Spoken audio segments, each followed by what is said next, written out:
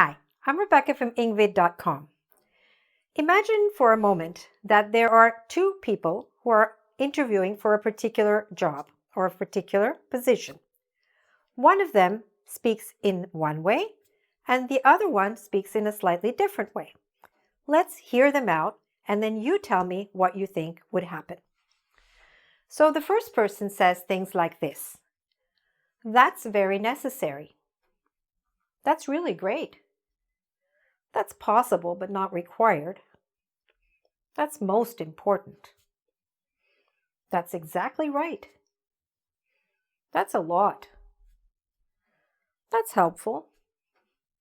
That's a good thing to do. Now, did that person say anything wrong? No, not wrong. But let's listen to the next interview. That person speaks like this. That's essential. That's exceptional. That's optional. That's paramount. That's accurate. That's substantial. That's beneficial. That's advisable. Now, who do you think is more likely to get the job? Probably this candidate, right? Why? Really, both people were speaking about the same thing. However, this candidate was using higher level vocabulary, right? More advanced vocabulary. And therefore, this person was more likely to get the job.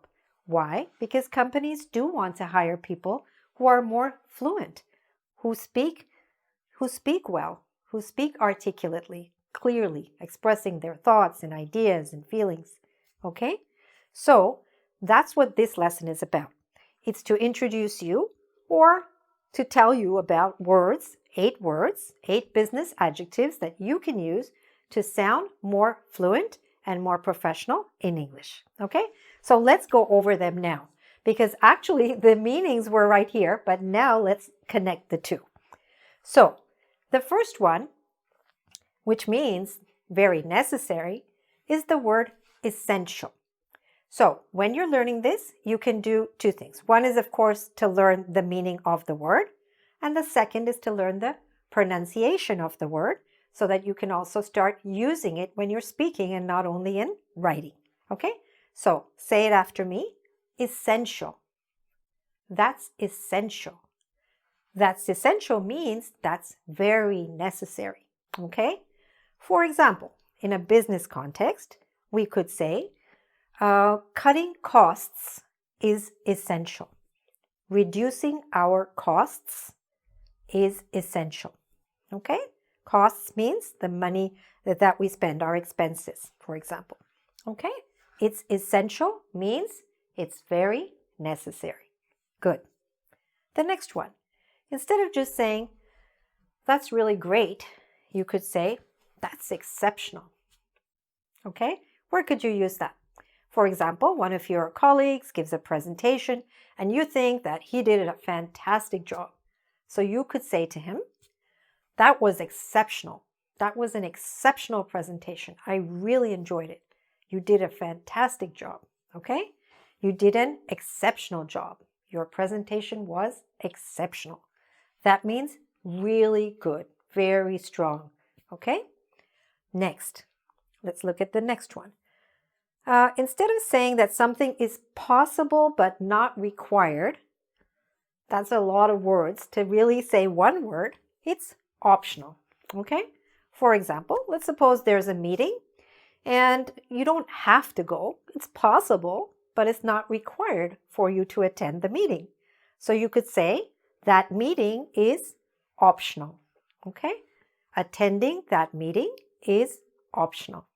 All right? You don't have to go. You can, but you don't have to. Next, if you say that this is the most important thing, okay?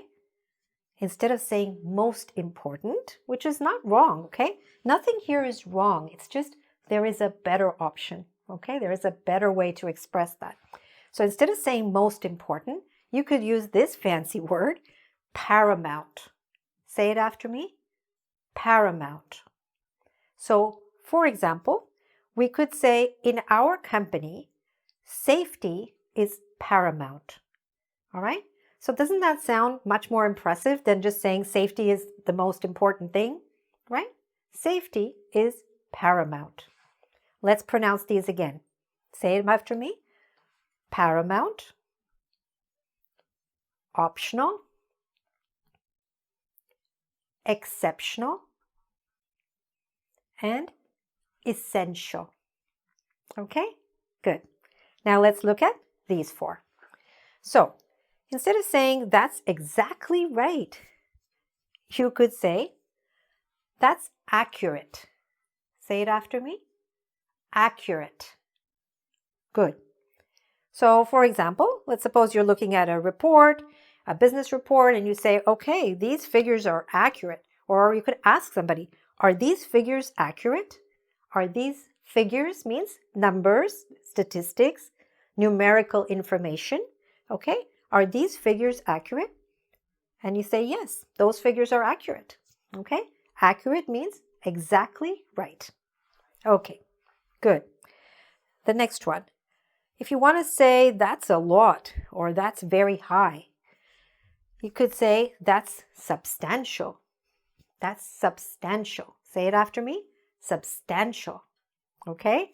So you see when I'm saying substantial, I'm using my hands like this, these gestures, like substantial, a lot. So for example, you could say she received a substantial increase in her salary. A very high increase, not just a little bit, but a lot, substantial. Or you could say somebody improved their English substantially. Adverb, but from the same word, means a lot. Okay? Substantial. Next. That's helpful. Okay? Another way of saying helpful is to say beneficial. Say it after me. Beneficial. Okay? So beneficial you could use in this context. For example, if the employees in your department attended this particular computer training, I think it would be very beneficial. The training would be beneficial. Means it would be helpful. Okay, got that? Say it after me. Beneficial. Good. And instead of saying, well, that's a good thing to do, that would be a good thing to do, a more professional way to express that idea is that is advisable. Say it after me. Advisable. That would be advisable. For example, in this situation, I think consulting your lawyer is advisable. Consulting your lawyer is advisable. Consulting an accountant is advisable. You need a professional's advice. It's advisable. Okay? So let's pronounce them again. Let's go from the bottom up. Ready? Advisable. Beneficial. Substantial. Accurate. Paramount. Optional. Exceptional. And essential. Now you've learned them, you've heard this, you've heard my explanations. Now what you need to do in order to really lock these in and make sure they become part of your vocabulary, you need to take a few steps, a few more steps, okay? It's great that you watched the video. What could you do next? So, the first thing you could do that I recommend is go to our website at www.engvid.com, and there you can do a quiz with these words, okay? Because you've just been introduced to them. You want to make sure that you really understand how they're used. You want a few more examples. So there you can lock that in, do some exercises, make sure you're really choosing the right word in the right context, okay? That's one, that's choosing the word. Then you want to actually start using those words actively yourself. And you can do that in conversation. You can do that by writing out your own examples. How could you apply these words to some of the things happening in your office right now, okay, or in your professional life? So that's the second way, okay, to make it active. Use it.